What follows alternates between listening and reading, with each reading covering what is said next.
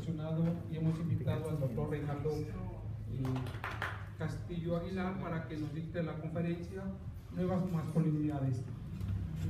Nos acompaña el maestro Oscar Flores Rivero, coordinador de bibliotecas, la maestra Gemma Lobato, subcoordinadora de biblioteca, la maestra Paz Cervantes de la Subsecretaría de Género, de la Subsecretaría de Desarrollo Educativo, y el maestro, el doctor Mendoza Viridó, en representación del alcalde de Jalapa. Hablar de Reinaldo Castillo Aguilar es hablar de un compañero, un pedagogo que ha trabajado en los últimos 25 años y se ha dedicado al estudio.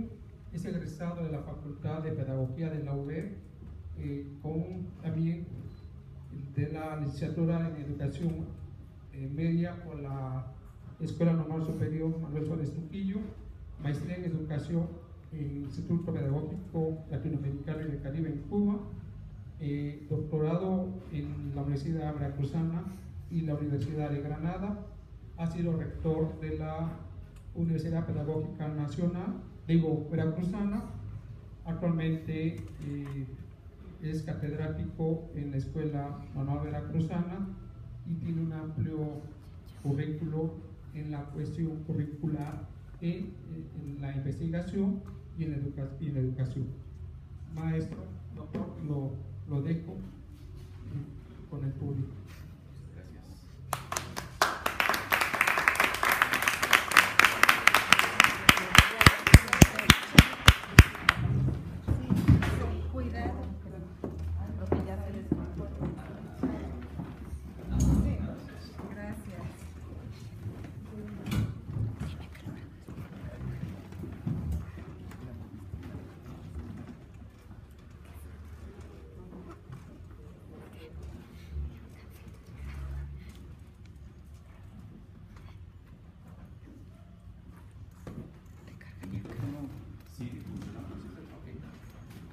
Muy buenas tardes, ojalá los invitados que nos acompañan tomen asiento y se queden con nosotros en la plática. Es muy importante, creemos que es muy importante que actores que se encuentran en diferentes lugares estratégicos participen de eventos de esta naturaleza. Le agradezco a mi buen amigo el doctor Ángel Rafael la invitación a charlar con ustedes en relación con este tema que hoy por hoy no solo luce interesante, sino que es un imperativo en una sociedad democrática que aspira justamente a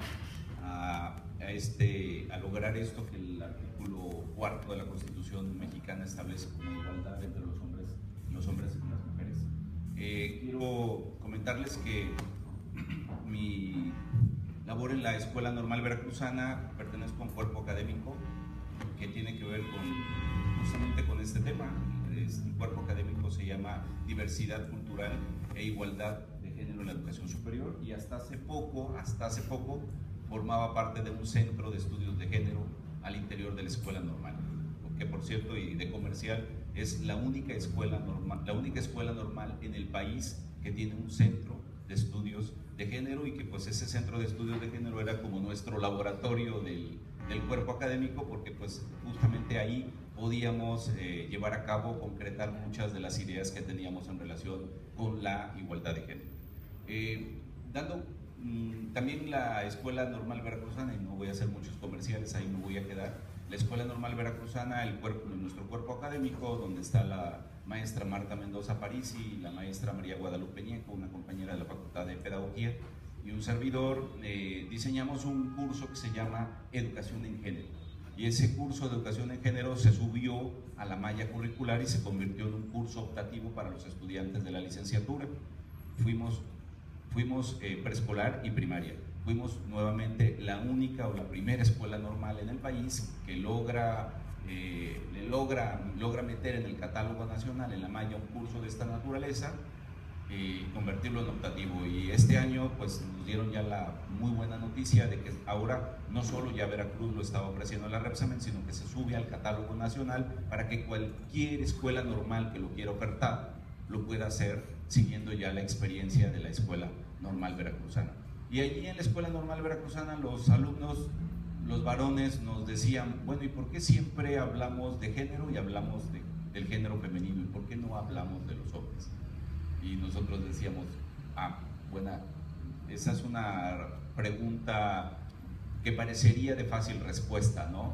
Y pues Paz, que hemos caminado juntos en estos proyectos con el instituto, con el pasado Instituto Veracruzano de las Mujeres, pues la respuesta es visible y a la vista está.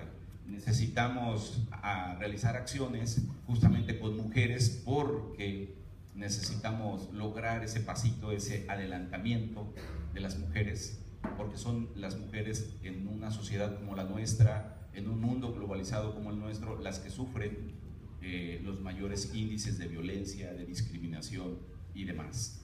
Entonces, por eso se trabaja tanto el tema, o por eso se focaliza mucho el género hacia las mujeres y poco se trabaja hacia los varones. Sin embargo, los estudios de masculinidades nos dicen que es muy importante trabajar lógicamente con las mujeres, porque lo que queremos es dar ese pasito, ¿no?, en la igualdad sustantiva. Constitucionalmente hay una igualdad, constitucionalmente, pero en los hechos, en lo concreto, no existe esa igualdad. La mujer sigue siendo víctima de discriminación, de violencia y demás. Entonces, lo que dicen o lo que apuntan los estudios sobre masculinidades justamente es que para lograr esa igualdad no solo hay que trabajar con las mujeres, hay que trabajar también con los varones. Y la plática no va, de entrada es la primera advertencia, no va en el sentido de hacernos los pobrecitos, porque no somos los pobrecitos de la película.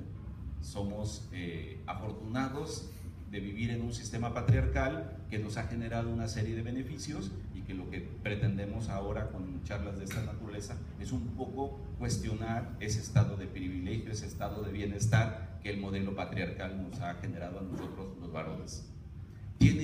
Como verán, dice masculinidades y abajo dice emergentes, alternativas, nuevas, positivas, y dirán, es difícil ponerle el rótulo porque dirían algunos, de pronto se puso de moda hablar de nuevas masculinidades y dice la literatura especializada, bueno, pues sí, pero son nuevas, cada determinada brecha generacional se vuelve nueva, ¿no?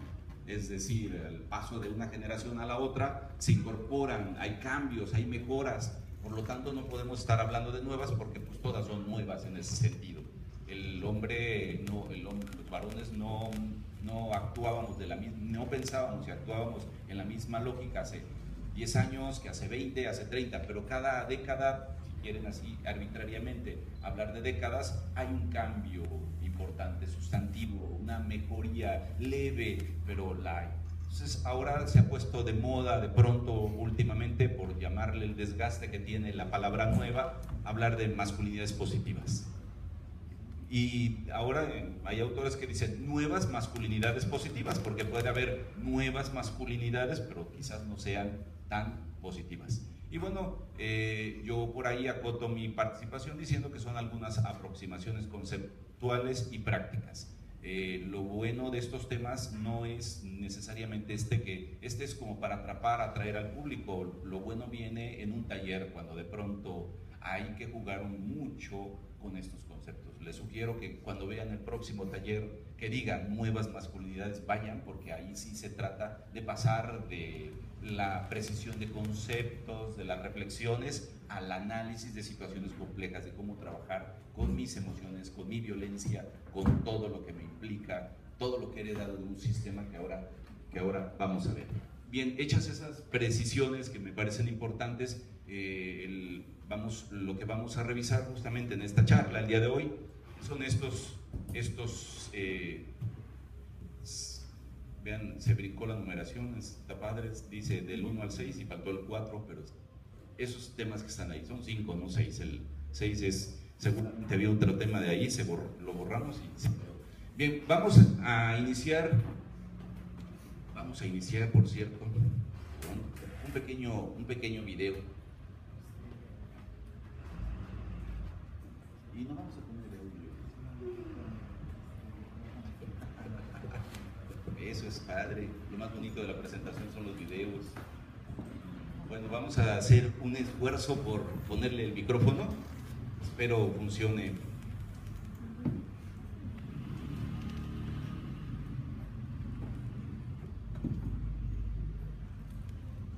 Stop with the tears. Don't cry. Pick yourself up. Stop. Don't be a pussy. Nobody expect to be cool and be kind of a dick. Always keep your mind right, like the tattletale. Girls come before the don't let you women run your life. You bitch.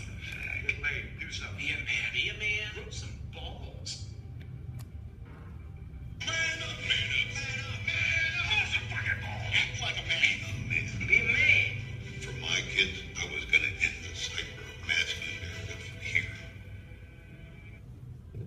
Por cierto, película que les recomiendo, está completa ahí en la red.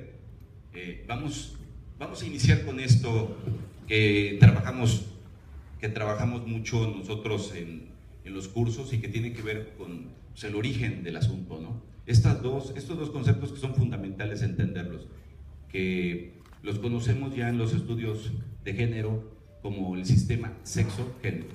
Y vean la primera noción, ¿no? La primera noción de sexo. Y nos atrevemos ahí a decir que es lo que entendemos como más o menos determinado biológicamente. ¿Cómo más o menos?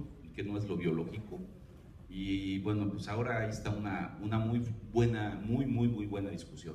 El pensamiento del siglo pasado, de mediados del siglo pasado, pues lógicamente se decía que el sexo es el asunto biológico, tiene que ver con los atributos, las cualidades, las características que distinguen a un hombre de una mujer.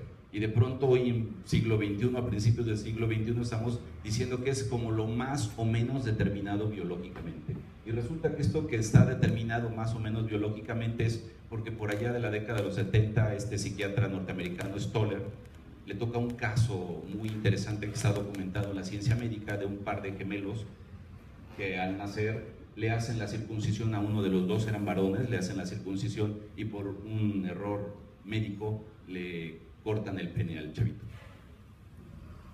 Y entonces él sugiere que ante la falta del pene se le eduque como una niña.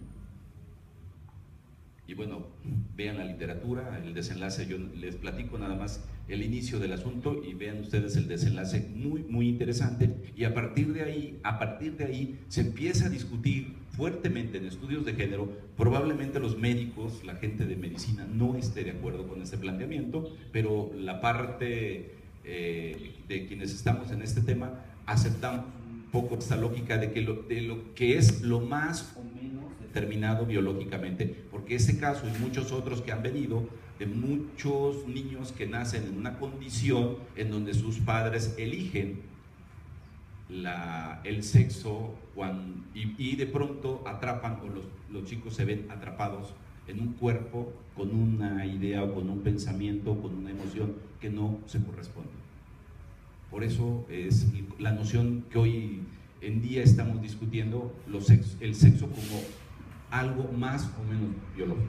Y el segundo concepto que es muy importante, que tiene que ver con el género, y eso sí, el género es una construcción social, eminentemente social, y se refiere a ese conjunto de creencias y de atribuciones sociales que se asignan, ¿sí?, y que le dan el significado de ser mujer o un hombre. Esos estereotipos que tenemos de decir que a las niñas les corresponde esto y que a los niños les corresponde esto otro, que un color, que unos juegos, que esto y demás, tiene que ver justamente con esta perspectiva del género. Pero la primera, estamos hablando entonces de diferencias biológicas, y la segunda, estamos hablando de un asunto de orden social, de una construcción eminentemente social. Y a esto justamente es a lo que se le conoce como el sistema sexo-género. En el viejo esquema del siglo pasado, entonces, a los hombres, con los atributos físicos que tiene, le corresponden ciertos roles dentro de la sociedad, y a las mujeres, por los atributos, las cualidades y las características, le tocan ciertos roles y ciertas funciones de la sociedad. Roles y funciones que, por supuesto, hoy en día están fuertemente cuestionadas. En ello subyace esta situación que es muy muy peligrosa, creo que tengo que hacerlo más para acá porque no llega, entre más me alejo, y que se convierte muy preocupante, muy peligrosa, porque estos valores arbitrarios que son creados por la sociedad establecen implícitamente una relación de poder en donde se exalta la superioridad masculina, el androcentrismo. ¿Sí? Es decir, en esa relación de sexo-género, finalmente quien estableció esa relación de sexo-género le atribuye al sexo masculino ciertos atributos o ciertas cualidades que lo exaltan, y a la mujer la disminuye. De este sistema sexo-género también se construyó un sistema binario, ¿no? Que lo explicábamos también en estos términos, es decir, hablamos de una identidad de género y decíamos, identidad de género, o se es mujer o se es hombre, decía la norma, ¿no? La normalización. Bueno, ahora, más allá, como lo dice, de la heteronorma, puede ser trans, puede ser muchas cosas. Que la orientación de esta persona, que es decir, la expresión de género, que podía ser únicamente o femenina o masculina, y hoy decimos que no, puede ser andrógeno. Y decíamos, a partir de ese sistema sexo-género, que el sexo biológico no había de otra, a eso es de los españoles, eso de hembra y macho, así lo refieren los españoles, sería un hombre, un varón o una mujer, y ahora no, porque hablaríamos de un intersexo. Y que en el caso de la orientación sexual no había de otra, o será heterosexual o será homosexual, y ahora en medio de estos polos opuestos hay N cantidad de posibilidades, y todo a partir de la construcción de esos dos conceptos que son muy importantes, el sexo y el género. Y justamente entramos al primer concepto que me parece estelar de esta plática, esta noción de sexo y de género que tiene la sociedad en un tiempo determinado, en un contexto determinado, son lo que nutren a este concepto que el Victoria Sau en su diccionario ideológico feminista refiere que el machismo lo constituyen aquellos actos físicos o verbales por medio de los cuales se manifiesta de forma vulgar y poco apropiada el sexismo que subyace en la estructura social. Sí, y ese sexismo no es otra cosa más que el estatus que la sociedad le da al hombre y el que le da a la mujer, el rol que le da al uno y el que le da al otro, los estereotipos que se han construido en relación con eso. Eso es lo que vamos a entender justamente como machismo. Y lógicamente referimos que esta noción de machismo, generalmente el macho actúa como tal sin que sea capaz de explicarse o dar cuenta de la razón interna de sus actos. O sea, actúa en automático, sencillo, en automático. Y ese automático está lógicamente determinado por el sexismo de la cultura a la que pertenece, por su nacionalidad y condición social. O sea, esto de ser machos no es una situación de los mexicanos, no es el macho mexicano que pintó muy bien el cine mexicano, el cine de oro, ese cine de blanco y negro, ¿no? Donde el charro y todo esto. No, eso quiere decir que en otros países, en otras culturas también estaríamos hablando de esto. Sí, está ahí. Pero, bueno, pues esa noción de macho ya no nos va, ya no nos queda, ¿no? Ya no podemos tan fácilmente movernos, ya no podemos ser los violentos, ya no podemos ser tan fácilmente. Entonces esa noción de macho así grandotota, rudo, agresivo, hostil, la hemos fracturado en pedacitos, en pequeños pedacitos, que Luis Bonino llama como micromachismos. En lugar ya de hablar entonces en lugar de hablar de machismo como tal, así en grandote, ahora lo descomponemos en fracciones y que no son otra cosa más que prácticas otra vez inconscientes y casi siempre imperceptibles. ¿Sí? Ya no es el machote que decíamos, ahora hablamos de micromachismos que igual, que actúan por acumulación y que, al igual que lo anterior, tienden a perpetuar una distribución injusta de derechos y oportunidades entre mujeres y hombres. ¿Sí? Y esos micromachismos están a la orden del día y como lo veíamos, pues para nosotros son imperceptibles porque pues, son normales, ¿no? Los vemos como muy normales, son parte de nuestra cultura, de la crianza, de la educación que hemos recibido en la familia y en los contextos escolares, ¿no?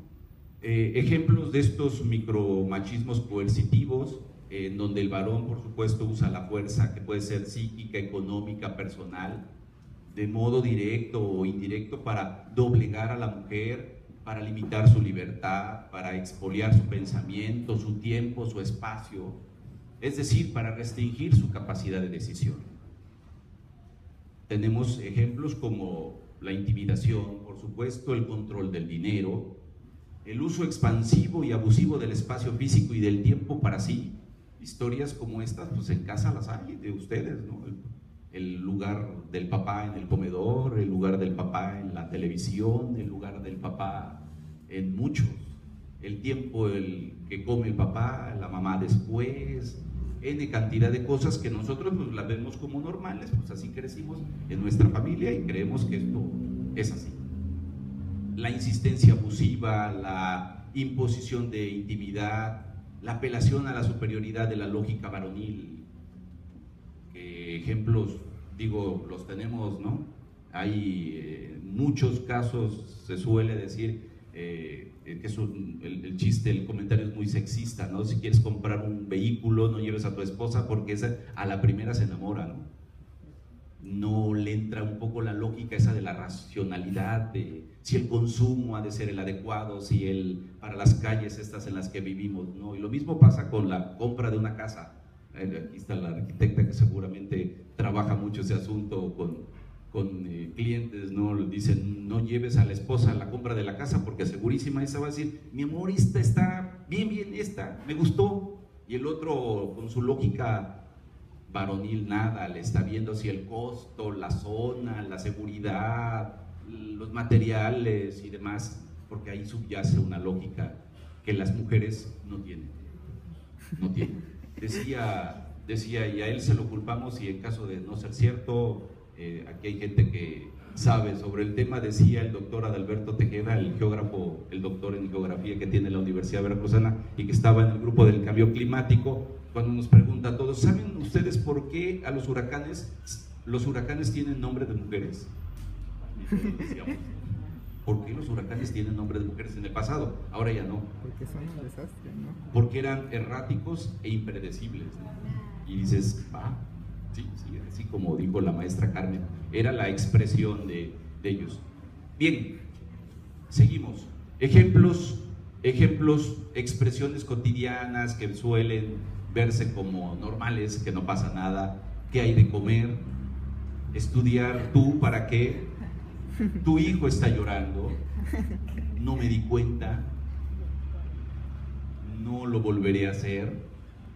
¿Dónde estabas hoy a las 7? ¿A dónde vas tan maquillada? ¿Y por qué el vestido está tan alto? ¿Por qué el escote va así?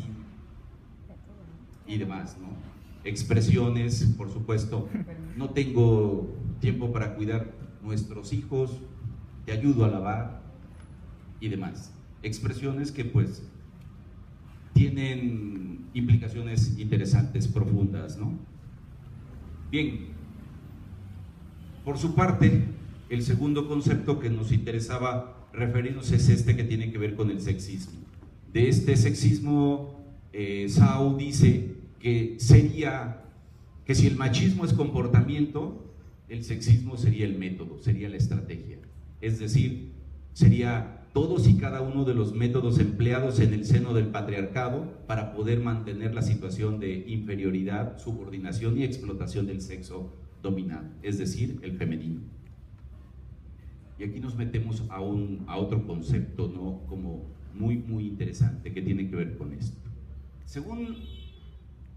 Y es una discusión también muy interesante en la literatura, pues hay quienes dicen el sexismo es y punto, no hay bueno y malo, ¿no?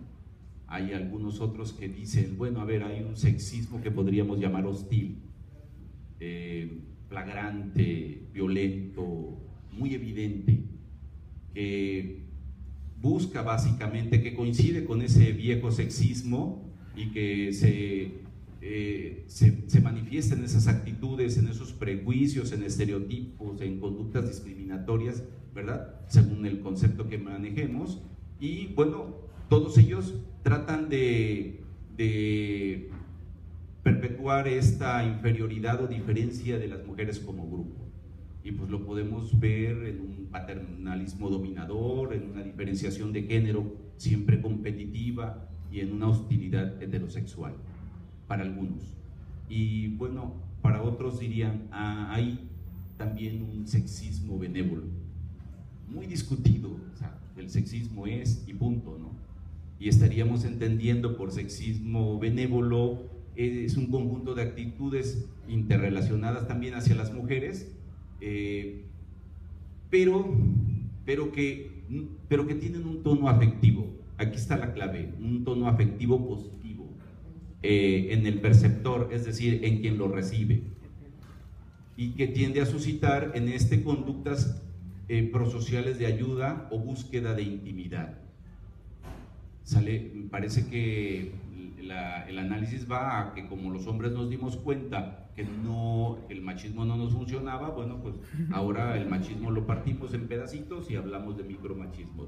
Y el sexismo, no puedo ser tan hostil, y bueno, pues ahora lo disfrazo con expresiones como: encárgate tú de cocinar porque yo soy un desastre y a ti eso se te da muy bien. Excelente, eres excelente, ¿no? Hay que ver lo bien que entiendes a los niños. Yo no, me pongo nervioso. Anda, menos mal que estás tú aquí, sino que sería de mí. Sale expresiones justamente que en su tono afectivo positivo dan la idea al perceptor, en este caso la mujer, pues de que es una conducta prosocial a favor de.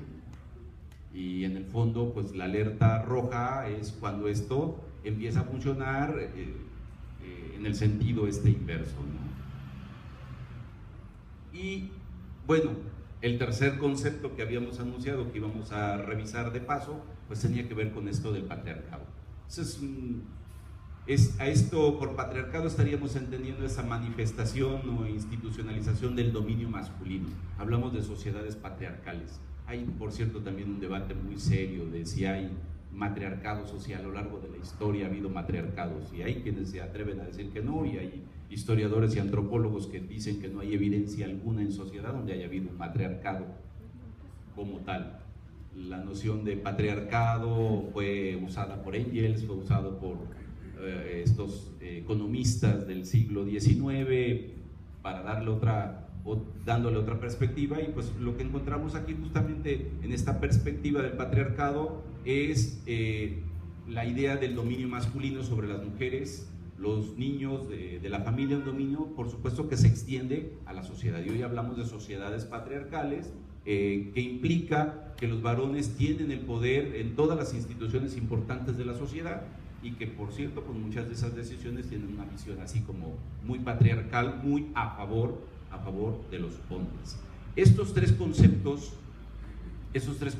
que revisábamos, pues para algunos autores dan pauta a explicar esto que estaríamos conociendo como una masculinidad hegemónica, ¿no? ¿Qué es o a qué nos referimos con una masculinidad hegemónica? Vamos a revisar el término que Connell acuña al respecto de la masculinidad hegemónica, y dice, bueno, pero si veníamos uno de nuevas masculinidades, ¿por qué tendríamos que hacer este recorrido? Porque nos parece importantísimo revisar antes de configurar un poco qué sería la otra. Según Connell, masculinidad hegemónica se refiere a la configuración de prácticas de género que legitiman el patriarcado al garantizar la posición dominante de los hombres y la subordinación de las mujeres. Es la forma dominante de masculinidad en la jerarquía de género. Y las cualidades o las características que tiene esta masculinidad hegemónica, bueno, pues entre muchas que podríamos destacar, están esto que los autores llaman la perspectiva las mujeres hay ciertos mandatos que tienen que cumplir o cubrir para decir, eres una mujer, igual pasa con los hombres. Hay diferentes posturas, me gusta este de Gilmore que dice, que habla de 4 mandatos sumamente poderosos que tienen que ver con esta cuestión de la protección, del ser proveedor, del ser procreador y de ser autónomo. Si quieres ser hombre en una sociedad como una sociedad patriarcal, hay que tener muchísimo cuidado con estos elementos, ¿no? Y que, reitero, están ahí de manera muy sutil y que no nos damos cuenta y que no son solo parte de nosotros, sino que también forman parte justamente del actuar de las mujeres. Supongamos en el caso de protector, el mandato de protector. Imaginemos la escena, son las 2, 3 de la mañana, se oye un fuerte golpe en la azotea de la casa, está la pareja por acá durmiendo y los hijos durmiendo por otro lado, se oye un fuerte golpe, la primera que despierta es ella, y por alguna razón le pega así como un codazo a él, y le dice, oye, algo pasó allá arriba, y el otro pues se despierta y pues el que le haya pegado el toque con el codo, ¿qué significará? Yo no escuché nada. ¿Ve tú? Así nada más, sí, claro, ve tú, despierta, ve tú. ¿O tendrá alguna otra implicación interesante? Quizás en el mandato de ella no estaba que ella era la protectora, que debía ser protegida por el otro, ¿no? Entonces pues le pega el codo, ¿no? Ahora imaginen que despierta el otro y oye el ruido y se alarma y que en lugar de decir, sí, voy inmediatamente, voy a sacar el bat que está abajo de la cama, le diga, híjole, sí, oye, se oye fuerte, pero ¿qué crees? Tengo miedo, mejor no, anda, ve tú. Igual y qué tal si le contesta y le diga, pues ¿con qué clase de hombre me casé? Y pues él le contesta, pues conmigo, ¿no? Sí, ¿no? O sea, la noción de protección estaría en un acto así tan elemental, tan ingenuo que parecería, ¿no? El ser proveedor en esta sociedad se ha movido mucho, nos ha costado mucho a los varones esta idea de proveedor, ahora con esta precarización del trabajo y el ingreso y demás, pero pues la lógica del patriarcado pues era el hombre el que tenía que proveer. La mujer esperaba que llegara la quincena o el mes o la semana según la forma de pago y pues ella tenía que hacer maravillas con lo que el señor llevaba a la casa, porque él era el proveedor, la regla, la norma, lo decía así. ¿Sí? ¿Dónde estaba escrito? ¿Dónde se inscribió? Vamos, eso por acumulación se vino perpetuando por los siglos de los siglos, ¿no? Pero de pronto ahora estamos, como lo ha sucedido en otras épocas, estamos ahora haciendo un alto y diciendo, a ver, esto hay que reflexionarlo, ¿no? Aquí hay una situación muy interesante, ¿no? El hombre se queda sin empleo, ahora la mujer trabaja, tiene un mejor sueldo y hay serias dificultades en las relaciones de pareja.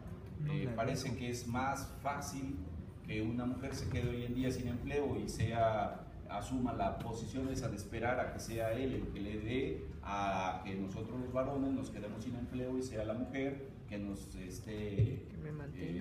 se llama? Diría la expresión vulgar y sexista, manteniéndonos. Sí, es complejo el asunto. Lo mismo pasaría con el siguiente, el ser procreador. El ser procreador era una característica, de prueba de masculinidad irrefutable, ¿no?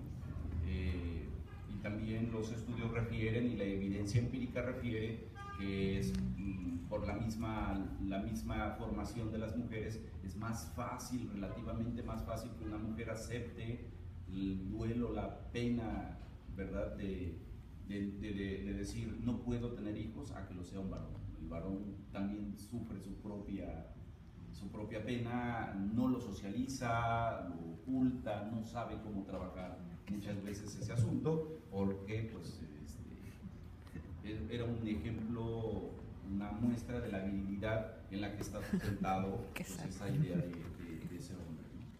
Y pues el autónomo, lógicamente, toma decisiones porque aprendió desde chico a tomar decisiones y no esperar a que nadie le diga cómo se tiene que conducir, y la mujer, pues, la educación de la mujer no era por eso. Aquí tenemos, a propósito, tenemos dos instituciones centenarias. A los hombres los mandaban a la Benemérita Escuela Normal Veracruzana a estudiar, y a las mujeres los mandaban a la industrial, que estaba aquí a unas 2-3 cuadras.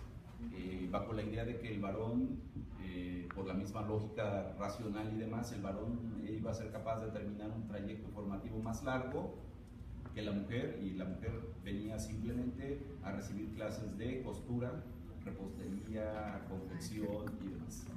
Le costó a la historia de la escuela normal, está registrada la primera mujer que llegó a estudiar ahí a la escuela normal, y pues así como bien, se abre un claustro porque ya, y fueron creadas por la misma fecha, pero para razones diferentes. Allá estaba, sin que se hablara propiamente así, allá estaba la educación para los varones, y acá estaba la formación para las mujeres. Y la formación para las mujeres no tenía otra cosa de componente académico de rigor que el prepararlas para las tareas, los quehaceres del hogar, del espacio privado que era la familia, para el cual el patriarcado le había reservado un lugar en la historia, porque el espacio público pues había sido lógicamente un espacio para el hombre. ¿Sí? Bien, estos mandatos, bueno, pues se convierten en un potente instrumento que otorgan pautas identitarias y de comportamiento, ¿va? Porque esas pautas, por supuesto, son difíciles de incumplir si se quiere evitar la marginación o el estigma. Claro, esto en una sociedad jalapeña escolarizada, no educada, escolarizada, con altos niveles de escolaridad, parece que se ha diluido mucho, pero diríamos, bueno, aquí en el centro, si nos vamos a las colonias de la periferia, la historia puede ser diferente. Si nos vamos a unos 30, 40, 50 kilómetros a la redonda de aquí, quienes hemos andado en el magisterio, y nos vamos aquí cerquita a la Cebollana y por la Colula para arriba, la historia es completamente distinta. Nada, absolutamente nada. Tal vez esto de que esas pautas son difíciles de incumplir aquí en la ciudad, con jóvenes con un nivel de escolaridad interesante, con una formación en la familia interesante, probablemente esto se diluya, pero no es la realidad de todos. La realidad, reitero, de aquí, de las colonias y un poquito más allá, nosotros vamos a las escuelas de práctica muy seguido, y las alumnas nos refieren historias de vida, de familias, de alumnos, que dices, caray, uno pensaría que esto era lo que sucedía por allá en el siglo XIX, siglo XVIII, prácticas así de feudalismo en pleno México moderno, postmoderno. El siguiente aspecto que tiene que ver con esos mandatos es que, por supuesto, para llegar a ser hegemónica existe una correspondencia entre un determinado ideal cultural de ser hombre y un poder institucional que lo avala. Las leyes, la norma como tal, también ha ido sufriendo, se ha ido modificando, por supuesto, con esta perspectiva de igualdad de derechos y demás, pero pues el detalle está en que está ahí en el papel de jure, dirían los abogados, pero de facto en la realidad todavía estos mandatos siguen operando en ese nivel. Bien, terminaríamos ya con esto de que estas masculinidades hegemónicas, pues por lo tanto, al ser hegemónicas, al ser totalitarias y al ser tal, no reconocen otras masculinidades como la de los niños, los ancianos, los negros, los indios, los homosexuales, bisexuales, transexuales, los no violentos, los fracasados, los que no sienten atracción por el deporte competitivo y demás. Están fuera de esos mandatos, ¿sí? De esos atributos que con en su definición de lo que sería una masculinidad hegemónica estaría como estableciendo, ¿no? Y terminaríamos un poco diciendo que, si bien es cierto, se reconoce que esas masculinidades hegemónicas están ahí, estas son relativas y son reactivas. Es algo curioso porque estas se redefinen o se desestabilizan más bien cuando las mujeres redefinen sus identidades femeninas. Es curioso, ¿no? El punto. Es decir, la mujer cambia su percepción, su autopercepción, cambia la lucha por sus derechos, modifica sus comportamientos y demás, y eso obliga justamente a que el mismo hombre, estas masculinidades hegemónicas se desestabilicen. Es curioso, pareciera que nosotros somos los que tenemos el control y el poder, y no, es algo interesante que la literatura estudia mucho al respecto, porque son relativas y son reactivas. Pareciera que nosotros los varones andamos como viendo por dónde se van los logros que van logrando las mujeres y los grupos de mujeres que están, los colectivos que están defendiendo, ¿verdad? Para no usar la expresión de feminista, del feminismo, y no generar el conflicto que luego se tiene de que, pues bueno, la idea del feminismo como asaltar el poder y darle vuelta a la rueda de la historia y pasar de víctimas a victimarios o viceversa, ¿no? En consecuencia, si la mujer cambia o redefine su identidad femenina, el hombre lo tiene que hacer. ¿Por qué? Porque se construye justamente en paralelo, y lo que trata de hacer el hombre es no ser nada de mujer, o no tener nada que se le parezca a una mujer. ¿Sale? Vamos a ver un pequeño video que pareciera, esperemos tener suerte porque se dañó el cable. Vamos a ver un pequeño video que me parece que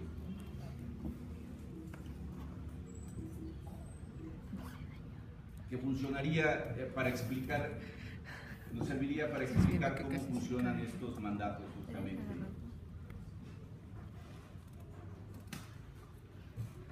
A ver si tenemos suerte.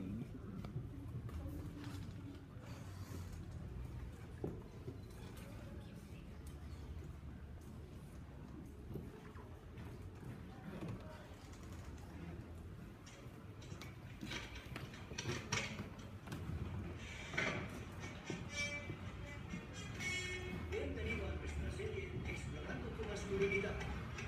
Esta es la cinta número 1. Aprende a controlarte. ¿Sueles llevar una ropa masculina apropiada? Claro. ¿Lo controlas todo? Sí. ¿Estás dispuesto a asumir el mando? ¿Eres un hombre? Sí. Levántate. Erguido y con la cabeza bien alta. Perdona, ¿acaso tienes asas? Saca la camisa por fuera. Solo de un lado. No te gusta, ¿verdad? Esto queda fatal. Tú prefieres ser pulcro. Tendremos que esperarnos. Colócatelo bien. El pelo no. El paquete, mariquita. Las joyas de la familia. Cógetelas. Estás en un bar. Vale. Repite conmigo. Yo. Cojones. Un escaparate fabuloso. Un escaparate. Hemos llegado a la parte más complicada del comportamiento masculino. ¿Cuál? El baile. Sí. Los hombres, los auténticos machos, no bailan. ¡Ah, por favor! Bajo ninguna circunstancia. Esta será tu prueba definitiva. Es imprescindible que evites el ritmo, la armonía y el placer. Haz lo que quieras menos bailar. No, ¿puedes oírla? Sí. ¿Puedes oír al demonio? Baila, te dice al oído. Los demás están bailando. Se están poniendo a mí. Están bailando funky. Se están divirtiendo. Tú no. La fiebre te arrastra. Sientes el ritmo discotequero. Te está llamando. No escuches. Los machos no bailan. Trabajan, beben, tienen la espalda hecha polvo, pero no bailan. No te muevas. Estate quieto. Haz lo que quieras, pero no se te ocurra bailar.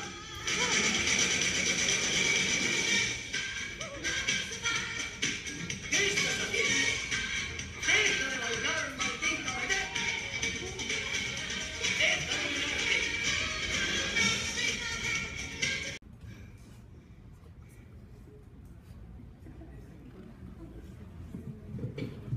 Bueno, ¿cómo se llama? El aparato de sonido, porque ya yo creo que a los jóvenes de ahora les dices que era un estéreo, dicen que es eso, ¿no? Es ya es historia, ¿no? Justamente funciona como una suerte de ¿cómo se llama? De mandatos, es la conciencia, ¿no? De los mandatos que dice lo que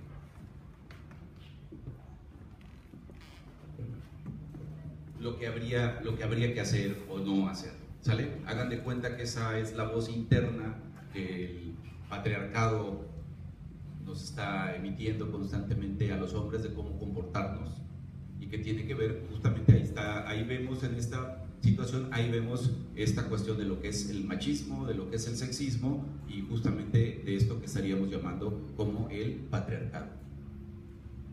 Bien, en conclusión, ya se atoró la máquina.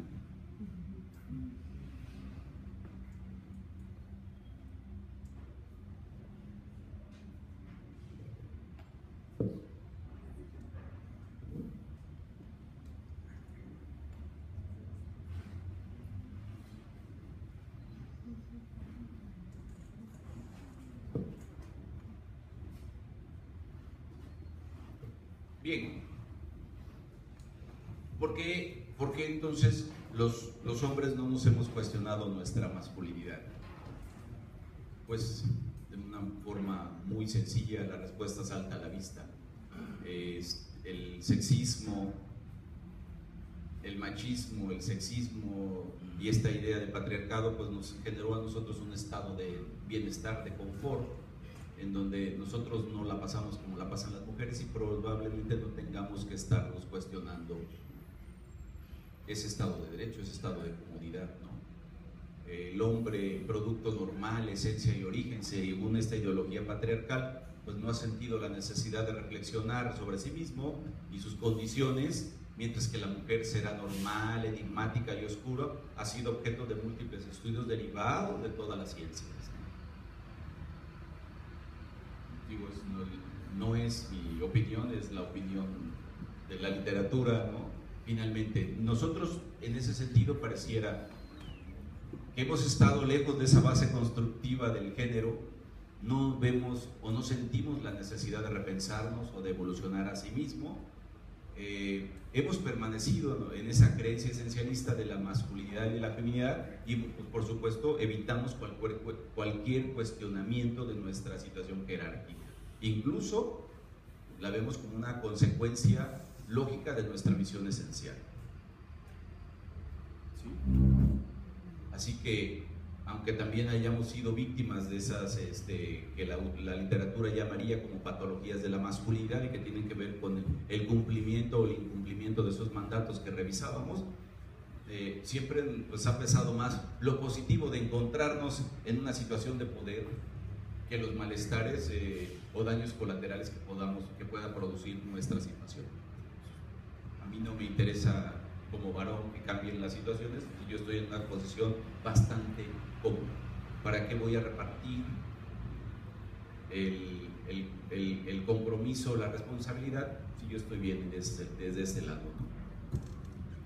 Bien, a manera de conclusión de esto que llamaríamos entonces la masculinidad hegemónica, ya para darle paso a esto de las nuevas masculinidades, tendríamos que señalar de la mano de algunos autores que pues la masculinidad hegemónica se define entonces como bajo estas características de no tener nada de mujer, ser importante siempre ser importante es importante siempre, ¿verdad? Ser un hombre duro, de mandar a todos al demonio y de respetar la jerarquía y la norma, curiosamente.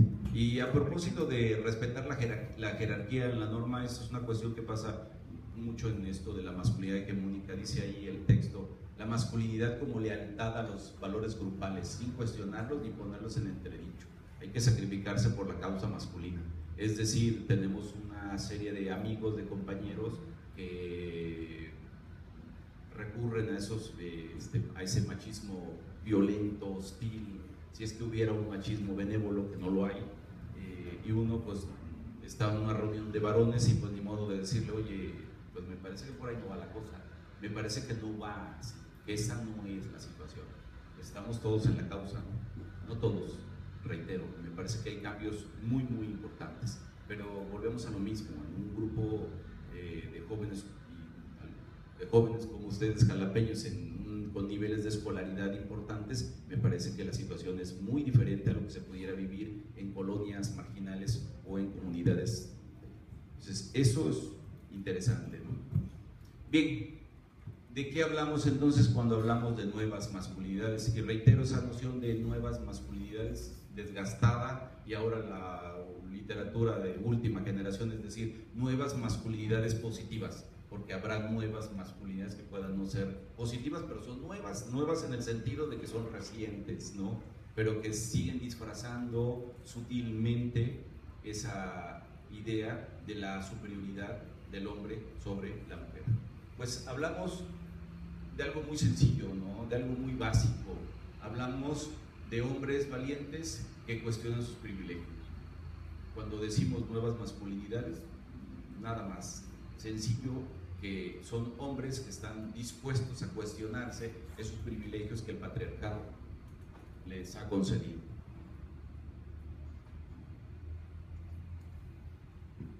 Y decir que esta situación de nuevas masculinidades son producto justamente de un imperativo de estas sociedades más democráticas, donde por supuesto esas sociedades democráticas están exigiendo que los hombres estén reivindicando la valoración de modelos masculinos no hegemónicos y pacíficos, ¿sí? Y por supuesto esta idea de una sociedad democrática que está exigiendo a los hombres que se cuestionen esos procederes implica pensar que la construcción social de la masculinidad es mucho más que la expresión de emociones. Cuando hablamos de nuevas masculinidades no nos estamos refiriendo simplemente a expresar nuestras emociones, sino es algo mucho más complejo. Es también aquí subyace la idea de construirse, por supuesto, de la misma manera en que se está construyendo la feminidad, es decir, bajo la idea de la equidad de género, y que pues bueno, y ahora ya superamos la idea de equidad de género y ahora estamos hablando de igualdad y de igualdad de derechos, tal como lo establece la Constitución.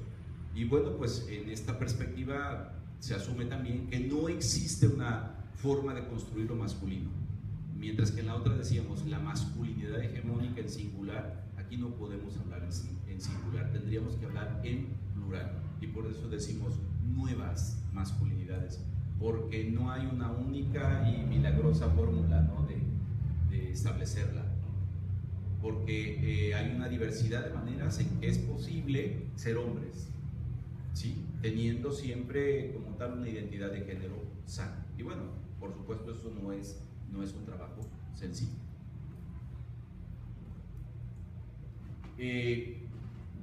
Según algunos autores, existen modelos alternativos de masculinidad que se construyen y se desarrollan en torno a otros parámetros, ¿no? Y fíjense que lo que está empujando justamente ese cambio, el tránsito, por eso hablamos, algunos autores hablan de masculinidades emergentes, masculinidades alternativas, nuevas masculinidades o masculinidades positivas, justamente son estas transformaciones de orden legislativo, tecnológicas, organizativas y demás. Como que ya no se ve bien, en una organización, en las organizaciones donde trabajamos, asumir posturas de un macho, tal como lo señalábamos en las láminas anteriores. Esto es sumamente complejo.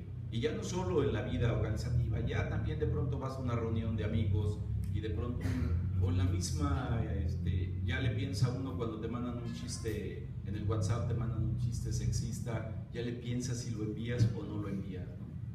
Porque te ves mal, justamente, porque no es vamos de que te veas mal en el sentido simple, sino el cuestionamiento, no es lo que yo quiero, no es lo que yo pienso, no es con lo que estoy de acuerdo. Y pues también lo que estamos haciendo es como que cerramos los grupos de WhatsApp y dices, aquí hay como de colores, ¿no? Quizás ya son los menos a los que sí te atreves a mandarle el chiste, que sabes que te lo van a devolver y no te va a decir, oye colega, ese chiste es sexista y no se supone que estamos en contra de este asunto. Bien, y para otros hay un cambio de los hombres que están llevando a cabo, que se está llevando a cabo y que por supuesto implica una mayor participación en la esfera reproductiva, en el cuidado personal, emocional y de la salud. Dice que en ese sentido de la esfera reproductiva, los hombres nos reprimió el patriarcado, esos mandatos nos orillaron a que lo nuestro era triunfar, éramos el homo faber, el que construye, el que piensa, el que razona, y andábamos en la calle y como que la crianza, el cuidado de los hijos y los afectos que los hijos dan, como que eso no era lo nuestro, como que eso se le quedó a la mujer, era de la mujer. Y es curioso porque la mujer se ha estado moviendo ahora en las dos esferas, en lo privado, que era la crianza de los hijos y el estar recibiendo todos esos afectos, todos esos cariños, esas muestras y demás, pero cuidado porque se fue a la esfera pública y hoy encuentra en el trabajo cargos importantes, una buena remuneración y se ve mucho más satisfecha porque logra conciliar esas dos partes que son muy importantes en su vida. Y el hombre no. El hombre, como lo suyo estaba en la vida pública y descuidó la otra parte, de pronto no tuvo esa educación socioafectiva, socioemocional que le permitiera entender y trabajar en esa parte. Hoy hay un fenómeno muy interesante cuando uno revisa las estadísticas y las razones de los divorcios. Es curioso que ahora son los hombres los que no se quieren divorciar. Son las mujeres, son las que les están diciendo a los hombres se acabó, y el hombre si lo volvemos a pensar, ya no lo vuelvo a hacer, ya no, ahora sí, ya me quedó clara, ya lo entendí. Y según algunas investigaciones, esto se debe al miedo a la soledad que puede experimentar el varón, porque sigue siendo, salvo las causas que puedan llevar al divorcio, ¿verdad? Sigue siendo como muy usual en esas sociedades que la custodia de los hijos se le quede regularmente a las mujeres, y entonces el hombre se va y se queda sin nada más que con el privilegio y la importancia que le dio la esfera pública, pero eso ya no lo llena. Y entonces se mete en un vacío muy interesante, y ahora hay una muy buena discusión entre colegas, por lo menos de nuestra generación, que todo el mundo dice, híjole, pues el divorcio, y ahora uno escucha a las colegas que dicen, nada, yo ya estoy harta, hasta aquí, se acabó y pum. Y parece que es algo muy importante, muy importante, la familia, la crianza de los hijos, el estar más cerca de los hijos y tener el pulso justamente de los cariños y de las sensaciones que nosotros nos la perdimos por la idea de estar triunfando, de la competencia, de tener el mejor cargo dentro de la sociedad. Y ya ni se diga en el cuidado personal, ¿no? Hay estudios que evidencian que en comunidades cercanas aquí a Jalapa los hombres no van a hacerse un estudio prostático porque pues eso atenta contra la virilidad, ¿no? Sí, claro, sí hay un antígeno prostático que es a través de la sangre, pero pues ahora resulta que dice el médico que no, que para confiable, y dices, bien, y eso tiene que ver con una cuestión, por supuesto, de autocuidado, y parece que él, pues nada, mejor muerto que antes de llegar a ir a ver al neurólogo, al proctólogo para que me vaya, y no es tanto porque me vaya a decir que estoy bien o está mal, sino por lo que implica para mi idea de masculinidad, ¿no? Se me abolla la virilidad ahí completita. Esta parte es muy importante, que tiene que ver con el autocuidado, y que es una de las cuestiones, a propósito, que es una de las cuestiones o de las cualidades de estas masculinidades positivas que tendríamos que reflejar. Estaba mirando, le decía yo, que estaba muy a gusto con el cartel que mandó la Secretaría de Educación Pública, ¿verdad? El pendón que dice nuevas masculinidades, y que tiene que ver justamente con esto, coincide plenamente con esto. Pues, ¿de qué hablamos? ¿Cuáles serían las características que distinguirían a un varón que está moviéndose en eso de las nuevas masculinidades, a diferencia del macho que habíamos hablado producto de ese patriarcado? Pues con cuestiones que son como muy sencillas, de decirlas, pero que son muy, muy complejas.